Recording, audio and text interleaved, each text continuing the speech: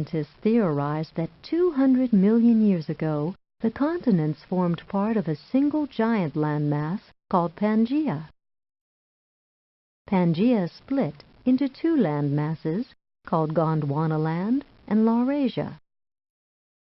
Over time, Gondwanaland broke apart, forming the continents of South America, Africa, the Indian subcontinent, Australia, and Antarctica.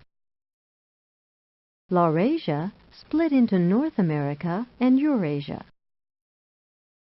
The movement of the continents to their present positions took place over millions of years.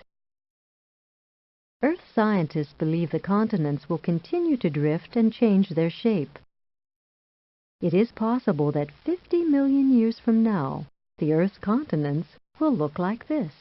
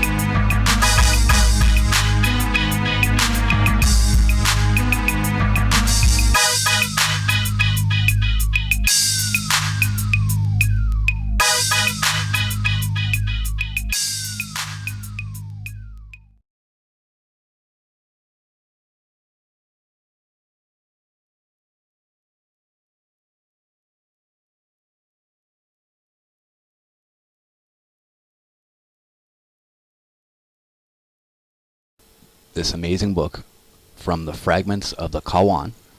It's Middle Persian. So what this is the Book of the Giants. It was, this piece that I'm reading to you was released by the Bulletin of the School of Oriental and African Studies in the University of London in 1943. The transcriptions of the original text have been omitted. So, Isaac de Beausobre, or Huguenot, author of one of the best books ever written on Manichaeism, the history, the critique of Manichae and Manichaeism, Amsterdam, 1734 to 1739, was the one to make the only sound suggestions on the sources used by Mani for the compilation of his Book of the Giants, the Book of Enoch, and then I can't read Greek, but which Kenan, a great-grandson of Noah, discovered lying in a field. The latter work has been identified by Alfaric with a book whose contents are briefly indicated in the Decretum Galasianum. So, this is called Liber de Ogia, the Book of the Ogres, the Book of the Giants, and the Book of Ogia. The Book of Enoch, which is composed in the Hebrew language in the 2nd century, only an Ethiopic version, a few Greek fragments, and some excerpts made by the Byzantine chronographer Georgius Syncellus survive.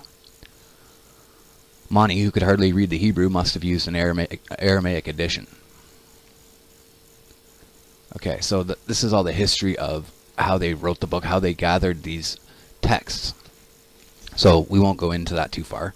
It's pretty boring, but I'm going to try and cut to the actual text itself. So remember that we're talking about the story of the fallen angels and their giant sons. So this is clearly, this is part of the story. Okay, so I'm just going to cut in with, the problem is that this piece is not completely finished as much as the Book of Enoch is finished, so we'll put it all together at the end. So, the Book of Enoch did not square with Mani's convictions that no evil could come from good. Therefore he had transformed them into demons, namely those demons that when the world was being constructed had been imprisoned in the skies under the supervision of the Rex Honoris, or the King of Honor. They rebelled and were recaptured, but 200 of them escaped to the earth. Mani also used the term Ephiropot, preserved in Coptic. So the puzzling clause of Genesis 6:4, the Nephilim were on the earth in those days, was interpreted by Mani in this fashion. When the egregori descended, the animals, or proto-animals, were already in existence.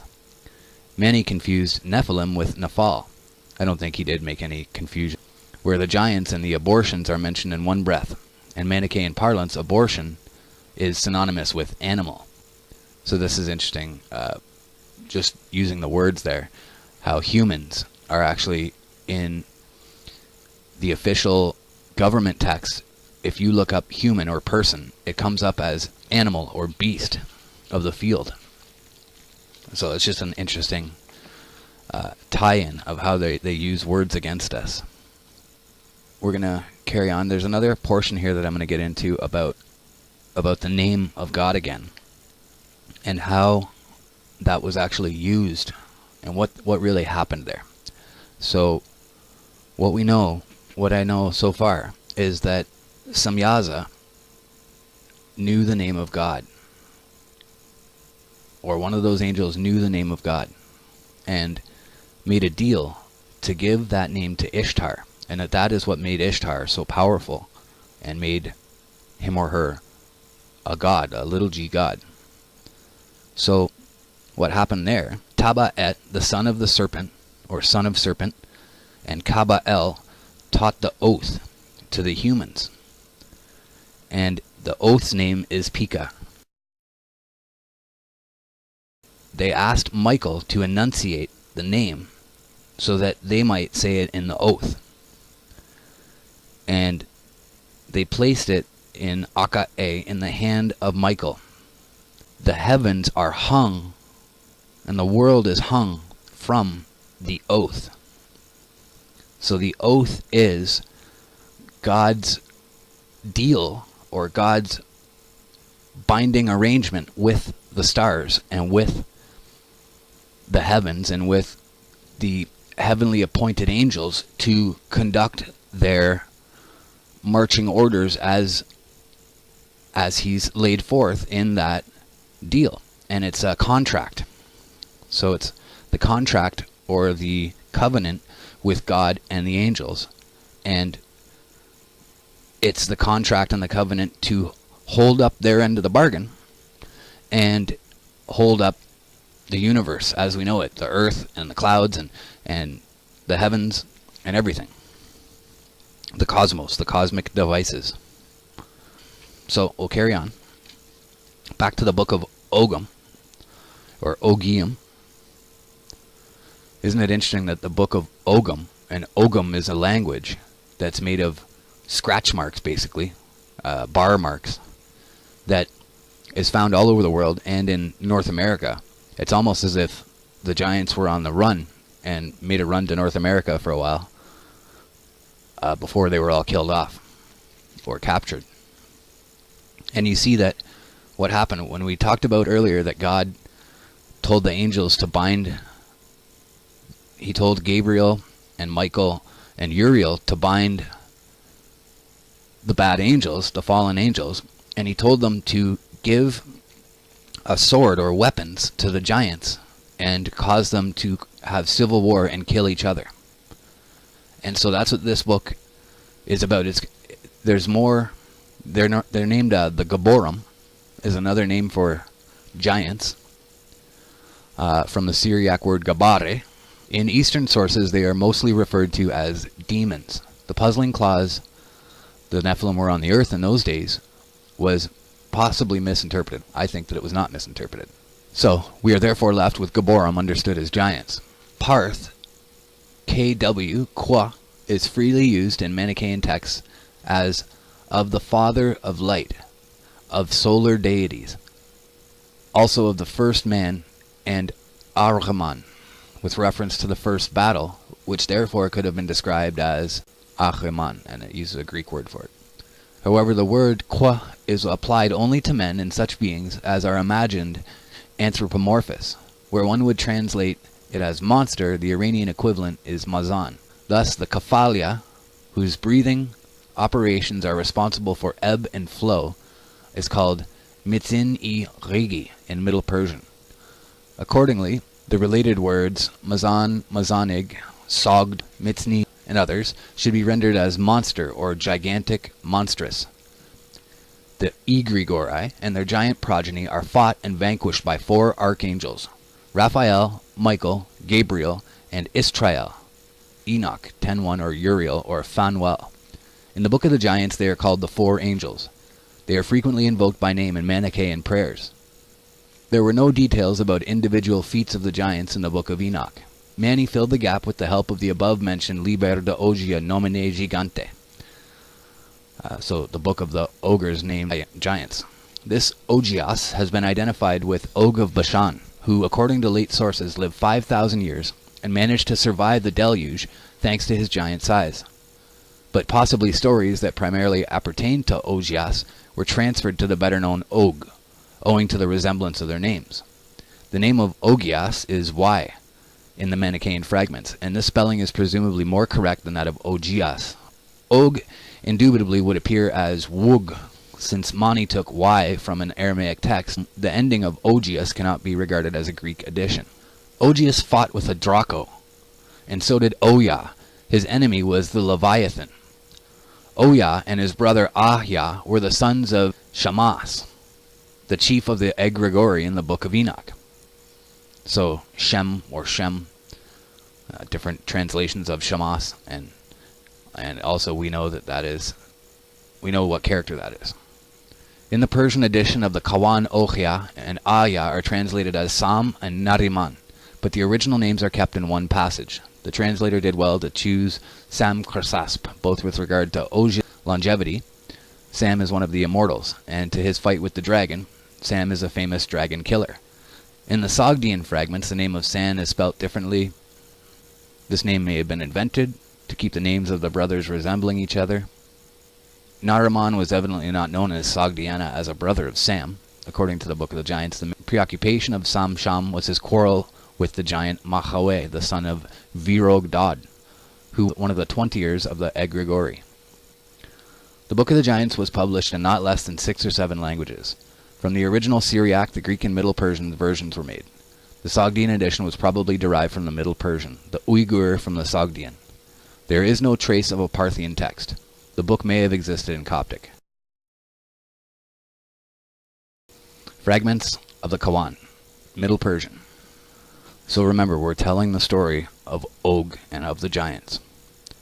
A hard arrow bow, he that Sam said, blessed be, had he seen this, he would not have died. Then Shamazad said to Sam, his son, all that Mahawe has done is spoilt.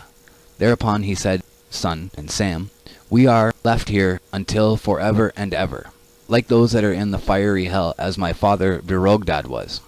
Then Shamazad says, it is true what he says. He says one of thousands for one of thousands. Sam thereupon began, and Mahawai too, in many places, until to that place he might escape, and something Virogdad. Hobabis robbed Ar of Noxtag, his wife. Thereupon the giants began to kill each other, and to abduct their wives. The creatures too began to kill each other. Sam before the sun, one hand in the air, the other, whatever he obtained to his brother, was imprisoned, over Toxtag. So, what he's saying there is that the 4 angels, in whatever means, however they did it, were able to make Hobabis sleep with Ar's wife. So again, what it's saying that's interesting is that on Sumeru, in this in-between world, that they're, I guess it would be the lower parts of heaven, that there are these towns created, and 36 or 32 towns. The heaven of Indra is situated before the 4 peaks of the Meru and consists of 32 cities of divas. So, the Book of Giants has so far been attested in the following languages: Middle Persian, Thus, the Book of Giants has so far only been transmitted in the East Manichaean tradition by the collection of texts in Berlin, St. Petersburg, and Kyoto. Nothing is left of the original Aramaic text. Gee, I wonder why. But through the use of material from the Book of Giants and Coptic Manichaean writings, the work had also become known as the Manichaeans of Western countries. So again, what I'm getting to here, what's interesting is that the Book of Enoch was written by him at least 300 BC, or quite a distance back, before the Christian era. So what we see that's interesting here is that God hid Enoch until the appointed time. And if this information had been out for the last 3,000 years or 2,000 years, and been part of the real public consciousness, if he'd been able to put these pieces together for all this time, humankind could have known for that entire time that these stories were real and could have gone back to God. And even after finding it, look how long it's taken for them to put it together and put it out, and we hear very little of it. This is a very well kept secret, a very well guarded secret. And then even the parts that they let out are only portions of the actual text, and they're missing major chunks that have to be filled in by us. And as you see, we've had to go to at least 20 different sources to get all this information. So carrying on, about the giants and Satan himself. The Book of Giants tells the story of those demons who were chained up by the living spirit, assisted by his 7 sons in the 7 lower firmaments of the sky, and of whom 200 had been able to free themselves and return to earth. Here the human race had already spread, and it was the period of the Apostle Enoch. The demons, traditionally called guardians, subjugated humanity and established a tyrannical rule of terror, and with the daughters of mankind they begot a race of giants. The extant fragments mention one of the leaders of the demons, Sachmizad, Middle Persian. And then you see SXMYZ, which is Samyaza, and Shmoizid. His sons, the giants, Sham, Sogd, Sham, Shem, and Nariman, another leader, who's under Virogdad, which is that king Virogdad.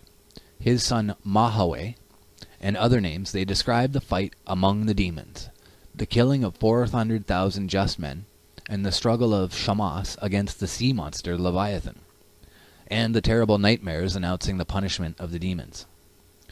To seek their interpretation, the winged Mahawai is sent to the apostle Enoch, who was carried to heaven. Finally, the four avenging angels identified as Raphael, Michael, Gabriel, and Israel, or Uriel, were told to put an end to the evil doings of the demons and incarcerated them and their sons, i.e. the giants. So just another place there where it's identified. The Qumran fragments of the Enoch book also resemble the Manichaean Book of Giants because they consider figures of the Mesopotamian Gilgamesh epic as giants. And this is from Milik's theory. Okay. Despite the names of Sam and Nariman, known from the Iranian epic tradition, the story of the giants is not of Iranian origin. Due to Ghazanfar's reference to these figures, Cumont had once assumed the Book of Giants to be of Iranian origin. But the Turfan texts and the Dead Sea Scrolls contradicted this theory. The Iranian names in the Book of Giants in the East Manichaean tradition are translations, not the original. Today, an Iranian influence can at most be assumed. So you see that, again, it is clearly that these beings were all over the earth and had just different names given to them.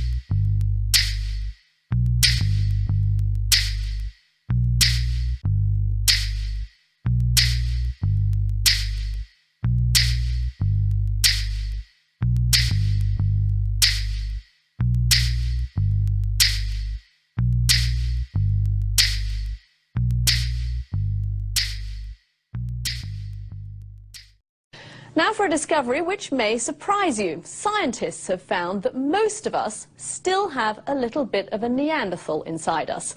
A study into the DNA of the human subspecies found that they interbred with modern humans tens of thousands of years ago, and their genetic mark remains today. The BBC's Papal Bull has more on these extraordinary findings. This is a skull of a modern human, and this is from a Neanderthal. Look closely and you can see that this one has a slightly longer brain case. Most scientists believe that these are two separate species, and there wasn't much interaction between the two. But now we know there was interbreeding, and that all non-Africans living today are part Neanderthal. The researchers extracted DNA from Neanderthal fossils and compared it with that taken from people living today. They found that the DNA of Europeans and Asians is 2% Neanderthal. It's a very exciting discovery because it gives us really the first strong evidence that there was interbreeding with people like the Neanderthals. And it means that modern humans in different parts of the world may have slightly different mixes. Further analysis should give a greater insight into how Neanderthals lived and shed more light on our own early origins. Papal Bull, BBC News. And the Neanderthal in me has always said Neanderthal. I stand quite corrected. There are many jokes about people behaving like Neanderthals, but it seems the joke could be on us. Research has found that many human beings actually have Neanderthal DNA, proving there's an evolutionary link. The Neanderthal, that beastly evolutionary outcast, thought to be extinct for 30,000 years. But scientists believe they've picked up the trail of that hairy historic reject in the most surprising of places. In us, many of us anyway, there is new evidence that humans inherited up to 4% of our DNA from Neanderthals. The study in the journal Science is based on painstaking research into 3 Neanderthal bone fragments. Scientists reconstructed the Neanderthal genetic code and compared it to modern humans from across the globe and found there was up to a 4% match with humans everywhere but from Africa. The theory is that our human ancestors migrating out of Africa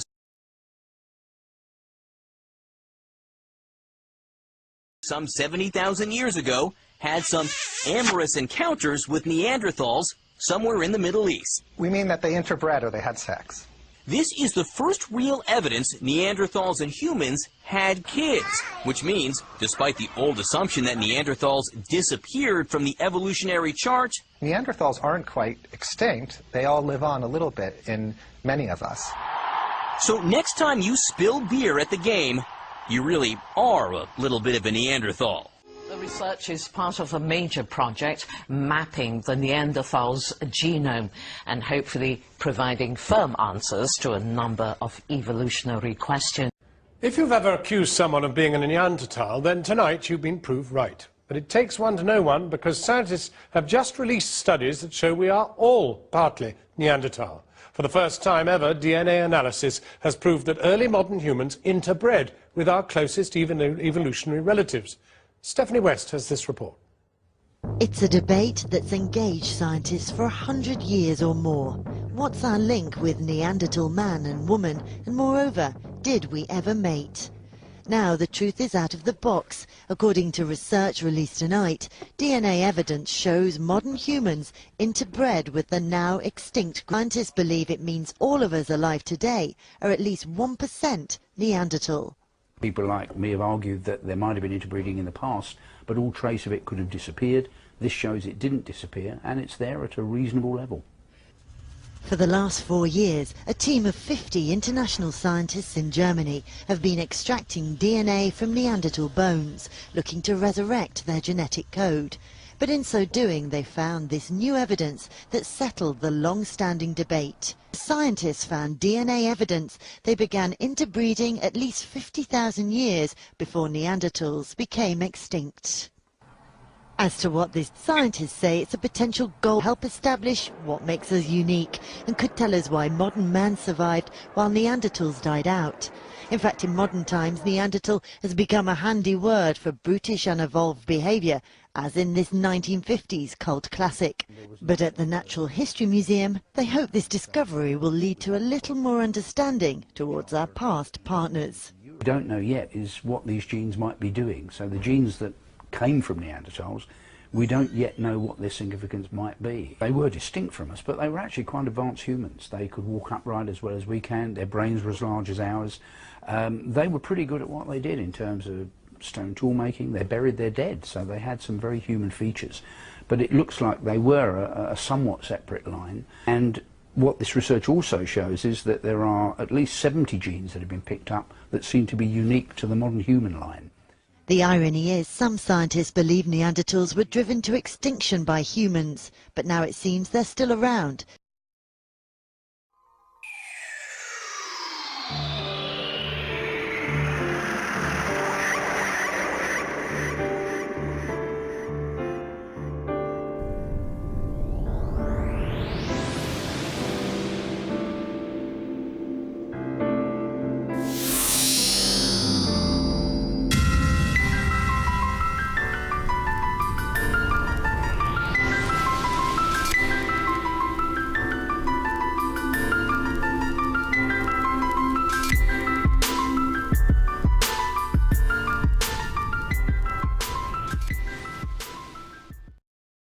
The Dutch have gained nearly 8 inches in height over the past 200 years to become some of the tallest people in the world, and the reason behind this growth may have to do with natural selection.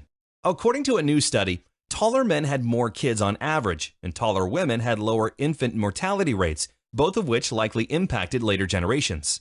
For their research, a team analyzed information from a database called Lifelines, which contains data about more than 94,500 northern Netherlands residents during the period 1935 to 1967. After narrowing down the sample to include only those older than 45 with Dutch-born parents, they found that men who were about 2 3/4 inches taller than average were also the most fertile, recording an average of 0.24 more children than the lowest group. While higher reproduction rates were found in pairings of taller men and average height women, the children born to taller women had a higher survival rate. In addition to these natural selection-related factors, other reasons given to explain Dutch people's tall height include a meat and dairy-rich diet and a strong healthcare system. Astrid is 42 years old and a mother of twin boys. She also has very big feet. Have you got some sandals, new sandals here? Yeah, what size? 43? Yeah. Yes. That's because Astrid is Dutch, officially the world's tallest nation. And at almost 2 meters, that's about 6'6", Astrid is among the tallest. I don't mind it anymore. When I was 12 years old, I was the same height as now. So I was very tall and very skinny at that time. I was 50 kilos. Why the Dutch are so tall is something scientists are still debating. Other European nations have grown up too, but not nearly so fast. 2 meter 5. 199. 196. 186. 162. The latest research suggests height may have something to do with natural selection. Over the last 150 years, Dutch men have grown 20 centimetres, but Americans have only grown 6 centimetres in the same period. Some studies show that tall Dutch people have more children, so have a better chance of passing on their genes. But some much shorter scientists in the US say that doesn't explain the speed of growth. We know that genetics predict that the Dutch would actually be the tallest people in Europe. And they've now achieved that. And so some of it may be that the Dutch had further to go than, say, the Americans did over the last 150 years. And so that may explain part of why they've grown so much, that they've had more genetic potential to achieve, so maybe it took them a little bit longer, they had more growing to do. Every Friday, crowds flock to the old town of Alkmaar to see the famous cheese market. The high dairy diet is another possible explanation, all that calcium contributing to big bones. But there's no getting away from that natural selection theory. Do you find taller women more attractive than short women then? Yes, certainly. How tall do they have to be? Minimum 180. 180? Yes. So no hope for me? No, sorry. Whatever the reasons, and there are probably many, the Dutch are having to adapt to the growth spurt. Doorways have to be higher, and there's a Dutch campaign to get more legroom on planes. That should be welcomed by everybody, tall and short. Jane O'Brien, BBC News, Alkmaar.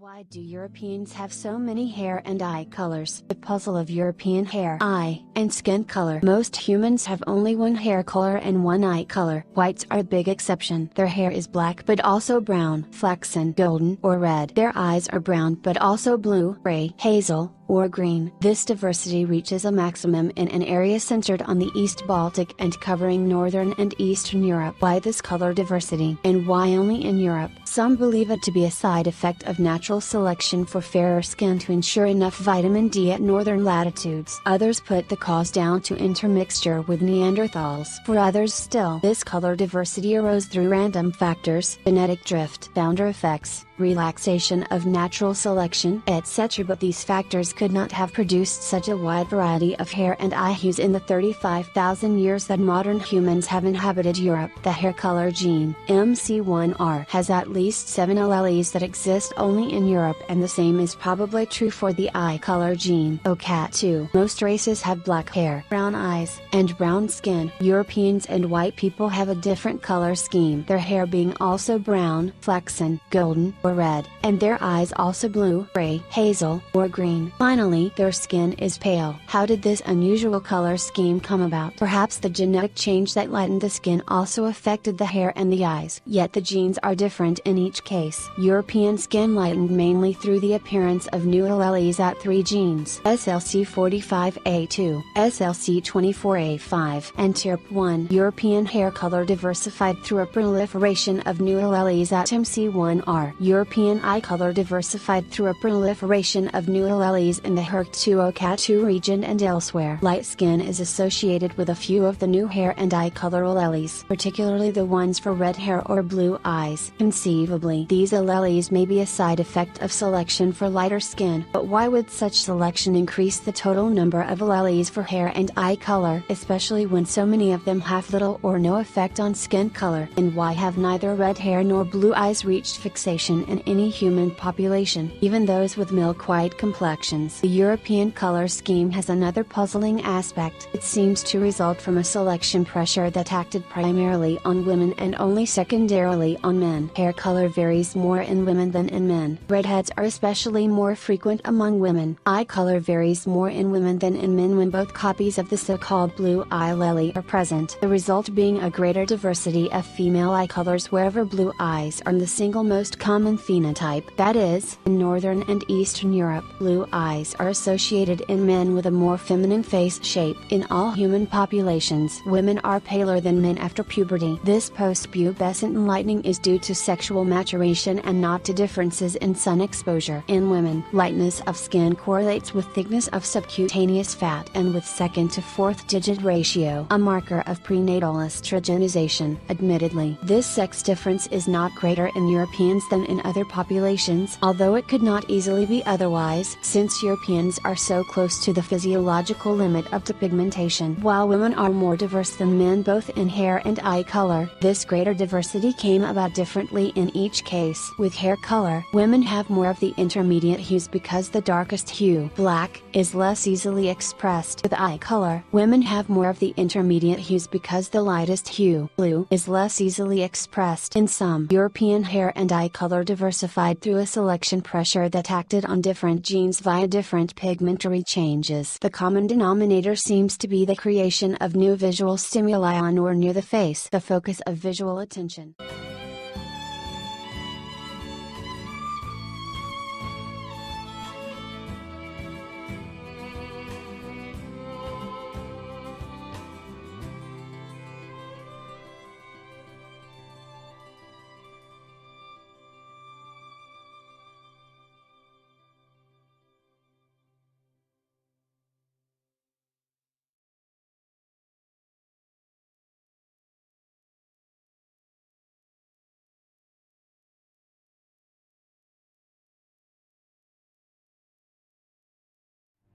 From the peoples of Europe, we see a historic experience without parallel, the mother of all culture and civilization, setting the standard for mankind in art, architecture, music, science, and literature. My people have created colossal structures with precision. They stand tall to this day. I built the greatest kingdoms and empires: France, Germany, Macedon, Greece, Rome, and Great Britain. European artistic movements include the classical, Renaissance, Romantic, and Realism, century after century creating aesthetics that continue to inspire. I lit up the world with creativity and innovation, revolutionizing means of communications and transportation. We built things other races couldn't even imagine. This Faustian spirit has driven our people to discover the countless cosmic laws of our ever-expanding universe. We advanced medical science, giving us the best standards of health, fighting bacteria and disease. I had the will and foresight to explore new worlds. I occupied Africa, Central and Southern America, establishing various colonies throughout the New World. After leaving them, we see what is left of the occupant. The awakened Europeans are invincible in battle. Our warriors fight like no other. The current invasion into our homelands is not new, of course.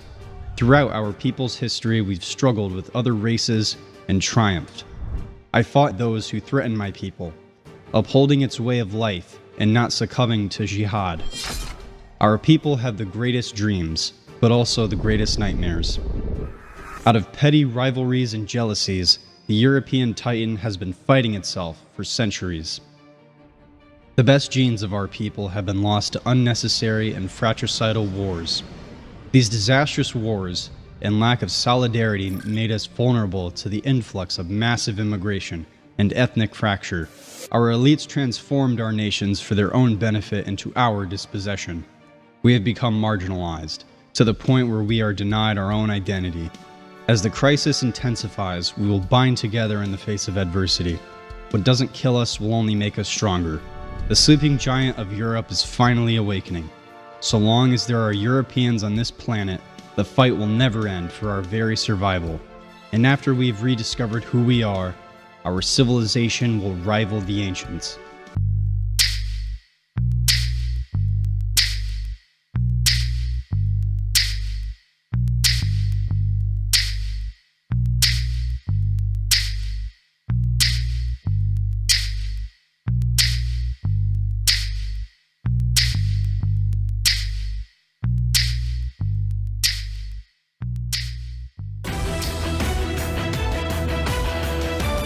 Virtually none of Thanksgiving has an ounce of accuracy, notes the bestseller Lies My Teacher Told Me. The idea of Europe bringing civilization to the Americas simply flips truth on its head.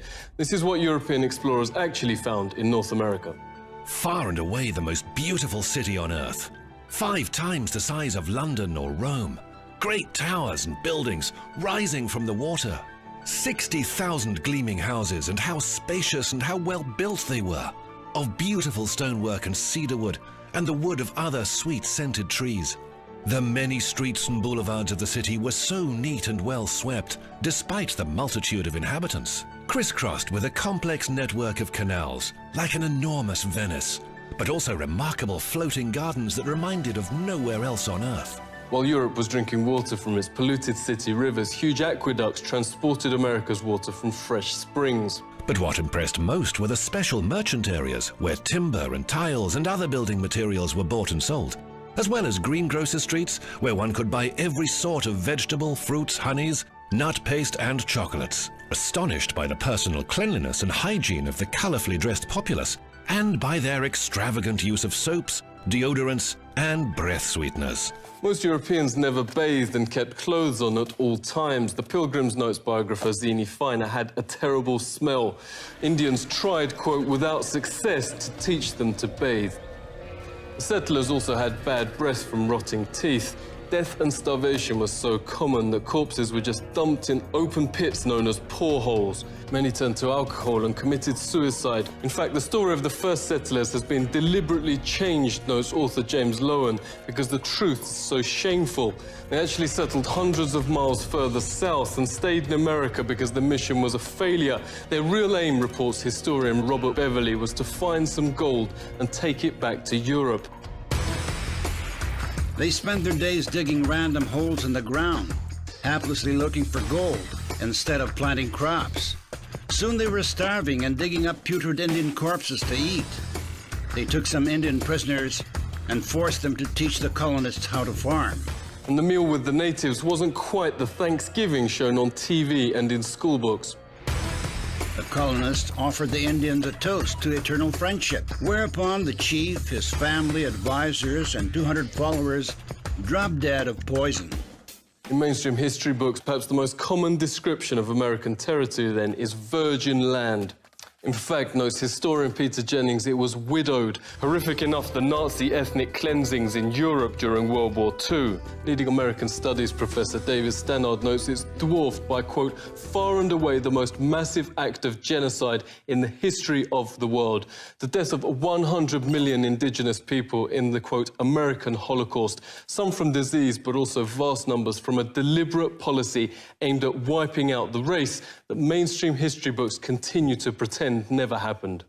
He notes when Heinrich Himmler called the final solution, quote, delousing, Himmler was only echoing the Pilgrim Army's rallying cry, nits make lice, nits being Indian babies. This was a map of Indian nations across the US. 80% of the first government's entire budget went on attacking existing Indian settlements to take their developed farmland. The settlers would most probably not have survived, writes Jennings, on their own. 95% of America's entire population was then wiped out. American Holocaust notes there is documented evidence of colonist leaders going town after town, deliberately killing all men, women and children. Yet school texts and history books remain silent. Orders came from the very top. Under the direct order of George Washington, at least 28 of 30 Seneca towns and all the towns of the Mohawk, Onondaga and Cayuga were simply obliterated. George Washington wrote the Indian country, quote, must be destroyed. Thomas Jefferson called to, quote, pursue Indians to extermination. Nobel Peace Prize winner Theodore Roosevelt called beneficial the eradication of the native race. Stannard notes genocide was official public policy. California Governor Peter Burnett in his 1851 message to the legislature. Extermination must continue to be waged until the Indian becomes extinct. Another governor issued the public proclamation to, quote, pursue, kill and destroy all Indians. A witness notes the ensuing bloodbaths practically wiped out the native race. The whites shoot them down like wolves, men, women and children, wherever they could find them. This war of extermination against the Aborigines is tending to the final extinction of the race. What reportedly saved the race from extinction was their use as slave labor. This extermination policy has proved so injurious to the interests of the whites.